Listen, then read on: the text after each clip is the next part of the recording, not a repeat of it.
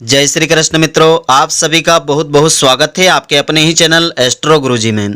मित्रों, यदि आपने अभी तक हमारे चैनल को सब्सक्राइब यदि नहीं किया हो तो अभी सब्सक्राइब कर लें और बेल आइकन को अवश्य दबाएं, जिससे हमारे अगले आने वाले नए वीडियो की नोटिफिकेशन सबसे पहले आपके पास पहुंचे।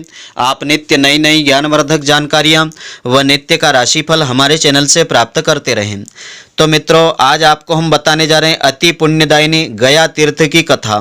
इस कथा को श्रद्धा पूर्वक सुनने से पितृ दोषों से मुक्ति मिलती है और भगवान श्री हरि का विशेष आशीर्वाद मिलता है, पितृ देवताओं की कृपा मिलती है। तो ब्रह्मा जी जब सृष्टि की रचना कर रहे थे उस समय उनसे असुर कुल में गया नामक असुर की रचना हो गई थी। गया असुरों की संतान के रूप में पैदा नहीं हुआ था, इसलिए उसमें आसुरी प्रवृत्ति बिल्कुल नहीं थी। वह सभी देवताओं का सम्मान और आराधना करता था। उसके मन में एक बात खटक रही थी। वह सोच विचार किया करता था कि भले ही मेरा स्वभाव संत प्रवृत्ति का है, लेकिन असुर कुल में पैदा होने के कारण उसे कभी सम्मान नहीं मिल पाएगा। इसलिए क्यों न अच्छे कर्मों से इतना पुण्य अर्जित कर लिया जाए ताकि उसे स्वर्ग प्राप्ति हो। तो गयासुर ने कठोर तपस्या करके भगवान विष्णु जी को प्रसन्न कर लिया। भगवान ने गयासुर को वरदान मांगने के लिए कहा तो गयासुर ने मांगा कि भगवान आप मेरे शरीर में वास करें, जो मुझे देखें तो उसके सारे पाप भी नष्ट हो जाए, वह जीव पुण्यात्मा हो जाए और उसे स्वर्ग भी सहज ही प्राप्त हो जाए।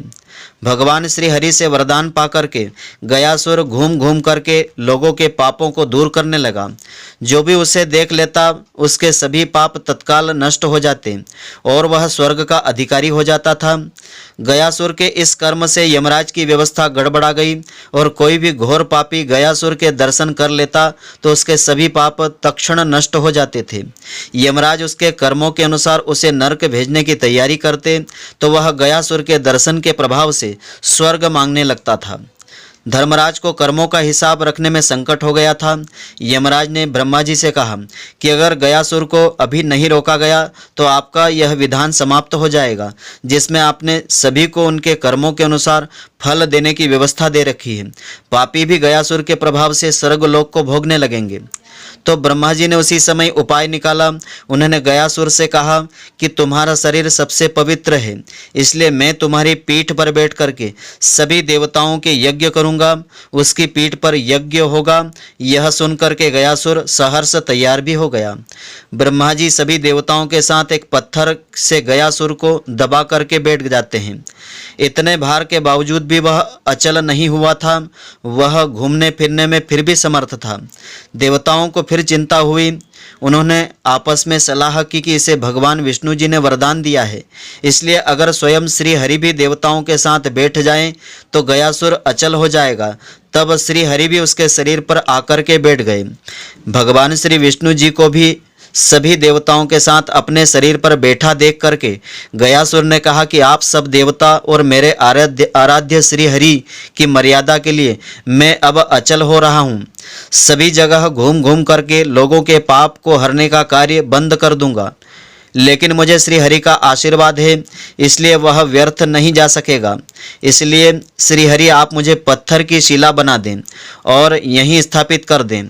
भगवान श्री हरि उसकी इस भावना से बड़े ही संतुष्ट और खुश हुए। उन्होंने गयासुर से कहा कि अगर तुम्हारी कोई इच्छा हो तो मुझे वरदान के रूप में तुम मांग लो।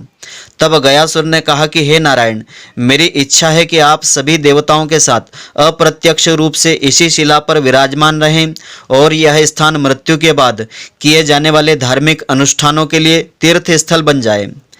भगवान श्री विष्णु जी ने कहा कि गया तुम तो धन्य हो, तुमने जीवित अवस्था में भी लोगों के कल्याण का वरदान मांगा और मृत्यु के बाद भी मृत आत्माओं के कल्याण के लिए वरदान तुम मांग रहे हो। तुम्हारी इस कल्याणकारी भावना से हम सब बंध गए हैं। तब भगवान श्री हरि ने आशीर्वाद दिया और जहाँ गया स्थापित हुआ वहाँ पितरों के श्राद्ध तर्पण आदि करने से मृत आत्माओं की पीड़ा से मुक्ति मिलेगी और इस क्षेत्र का नाम गयासुर के अर्थभाग गया नाम से तीर्थ रूप में विख्यात होगा। मैं स्वयं यहाँ विराजमान रहूँगा। गया तीर्थ से समस्त मानव जाति का कल्याण होगा। और साथ ही वहाँ भगवान विष्णु जी ने अपने पैर का निशान भी स्थापित किया है, जो आज भी वहाँ के मंदिर में स्थित है। गया जो विधि के अनुसार श्राद्ध फल्गु नदी के तट पर विष्णु पद मंदिर में व अक्षय वट के नीचे किया जाता है, वह स्थान बिहार में गया में हुआ, जहाँ श्राद्ध आदि करने से पितरों का कल्याण होता है और पितृ दोषों से भी मुक्ति मिल जाती है। तो पिंडदान की शुरुआत कब और किसने की थी, यह उतना ही कठिन है जितना कि भारतीय धर्म संस्कृति उद्धव की कोई तिथि निश्चय करना है। तो सर्वप्रथम सतयुग में ब्रह्मा जी ने पिंडदान किया था। महाभारत के वन पर्व में भीष्म पितामह और पांडवों की गया यात्रा का उल्लेख है। श्री राम जी ने महाराजा दशरथ का पिंडदान गया तीर्थ में किया था। गया के अनुसार साक्ष्य है, उनके स्पष्ट है। मौर्य गुप्त राजाओं से लेकर के कुमारिल भट्ट, चाणक्य, रामकृष्ण परमहंस और चैतन्य महाप्रभु जैसे महापुरुषों का भी गया में पिंडदान करने का प्रमाण मिला है। गया में फल्गु नदी प्रायः सूखी रहती है। इसके संदर्भ में कथा प्रचलित है। श्री राम जी अपनी पत्नी सीता जी के साथ पिता दशरथ का श्राद्ध करने गया धाम पहुँचे। श्री राम जी श्राद्ध कर्म के लिए आवश्यक सामग्री लाने के लिए चले गए। तब तक राजा दशरथ की आत्मा ने पिंड की मांग कर दी थी। फल्गु नदी तट पर अकेली बैठी माता सीता जी अत्यंत असमंजस में पड़ गई। माता सीता जी ने वहां उपस्थित फल्गु नदी, गाय, वटवृक्ष और केतकी के फूल को साक्षी मान करके पिंडदान किया था। जब श्री राम जी आए तो उन्हें पूरी कहानी सुनाई, परंतु भगवान को विश्वास नहीं हुआ। तब जिन्हें साक्षी मान करके पिंडदान किया गया था, उन सबको सामने लाया गया।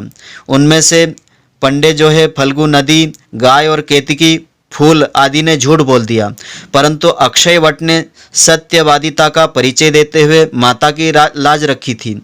उन सबके झूठ से क्रोधित होकर के माता सीता जी ने फल्गु नदी को श्राप दे दिया कि तुम सदा सूखी ही रहोगी, जबकि गाय को मैला खाने का श्राप दिया और केतकी के पुष्प को पितृ पूजन में निषेध बताया और वट वृक्ष पर प्रसन्न होकर के सीता जी ने उसे सदा दूसरों को छाया प्रदान करने वाले व लंबी आयु का वरदान दिया था। तब से ही फल्गु नदी हमेशा सूखी रहती है, जबकि वट वृक्ष अभी भी तीर्थ यात्रियों को छाया प्रदान करता है। आज भी फल्गु नदी के तट पर स्थित सीता कुंड में बालू का पिंडदान करने की परंपरा संपन्न होती है। तो मित्रों, आशा करता हूं कि आपको हमारी यह ज्ञानवर्धक जानकारी पसंद आई होगी।